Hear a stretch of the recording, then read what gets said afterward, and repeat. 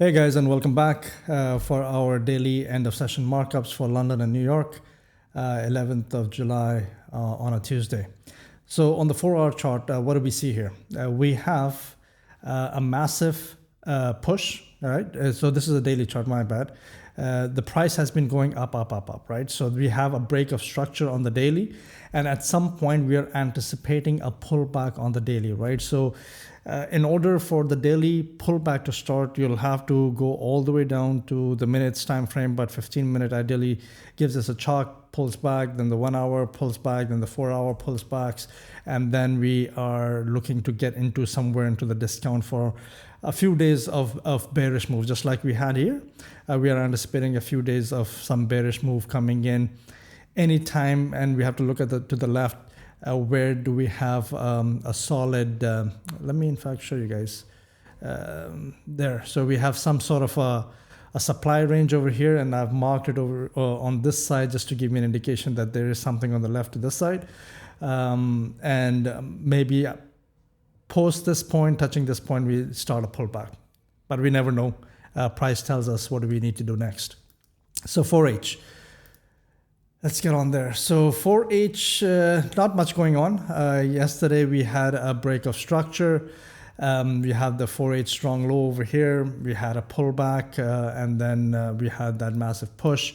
After this, we were anticipating some sort of a pullback, but you know, price can keep going considerably higher, and it can keep going higher and higher and higher for quite some time before that pullback starts. So we just have to be aware and cognizant of the fact that the prices can go up, but we are alert and aware that the pullback might start anytime, and that's when we want to be involved into our trade.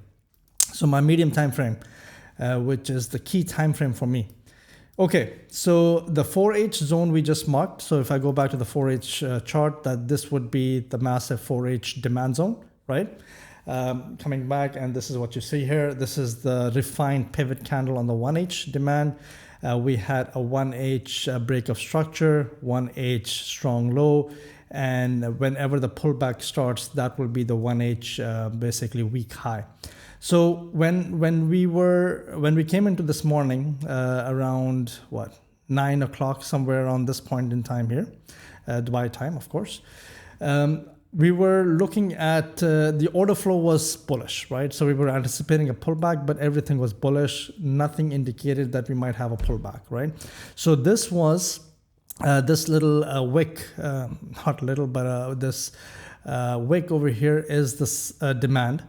The last unmitigated demand, because if I pull it up for the entire candle, you'll see that price went in, mitigated, and pushed up, right? So this was the only thing that was left, which was unmitigated, and the intention was that the price pulls back into this, and that's why I have some alerts, and I'll show you where I wanted to see that trade. Pulls back into this demand zone, gives us a very clear entry model, and then we get into a trade. But be careful, right? Because you have to understand the entire picture.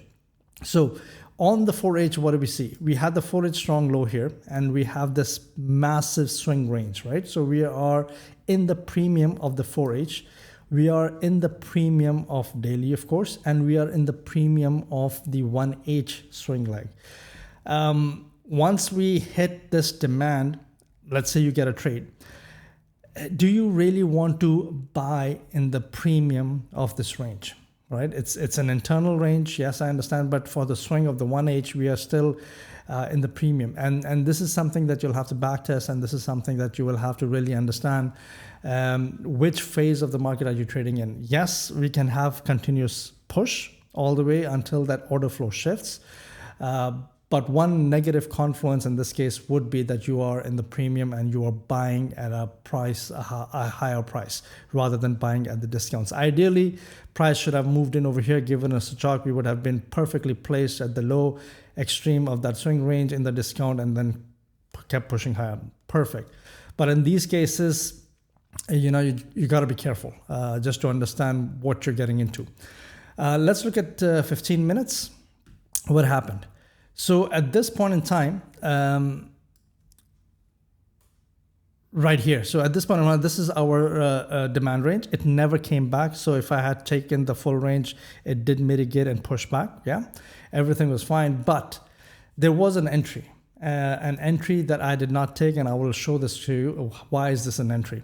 So price did come back into that entire range, right? So this is the refined wick on the 1 hour. But we do have a perfect entry model, right? So we took out our entry time frame liquidity, which was 15 minutes right here. So we took this inducement out. We had a chalk. We had a nice push V-shaped reaction. Price came in nicely, tagged us in, and off it went, right? And I kept a little bigger buffer on the stop loss over here. Usually I go 1 pip, but I kept it over here 2 pips. With a 7 pip, we had an easily a 1 to 8 trade today. But I am happy, and once price broke this break even, we should have been broken even, right? So what are the lessons here? That I'm happy to miss these trades because the probability is not high. Do you see what I'm saying?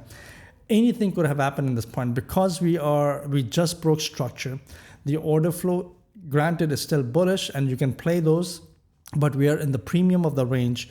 Do you really want to buy at the premium right after the break of structure when we are anticipating a pullback anytime? This could have easily broken further down and the order flow could have shifted, and then we could have had a slow pullback into the discount region of that 1H range. So you got to be careful there. And also when price started coming on over here, I was again, so I had gone to 1H to see what's going on. And 1H, we have a swing, it's a chalk. So a bearish chalk would have happened at this point in time. That's why I had this dotted line marked as an alert to tell me that the pullback has started. The 1H is showing signs. And I had marked this demand zone. So let's say if price wants to go higher, it should enter into this demand zone and we should get a nice entry. But price came back, never gave us a good entry. And price never broke this low over here to give us an indication the price is ready to turn bearish, right? So nothing really happened. Very slow day on price action for GU today. It is what it is sometimes, but we did have an entry, which was beautiful textbook entry for my entry plan. Gave us a nice 8R on this return. But yeah, would you have taken this? Me personally, not. And which is why I'm sharing this with you, because I did not.